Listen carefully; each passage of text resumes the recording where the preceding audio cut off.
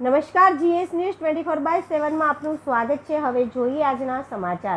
ધોળકા તાલુકાના વટામણ ગામે ભાટાવાડી મેલડી માતાનો 10મો પાટ ઉત્સવ ઉજવાયો।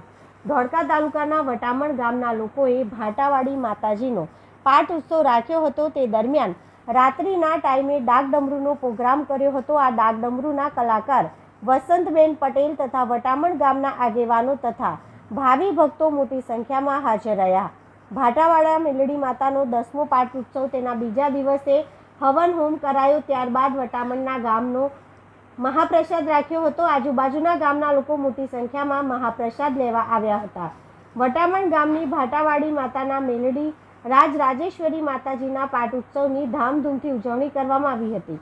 Reporter Pravin Gohel, Gujarat secure news, Vataman.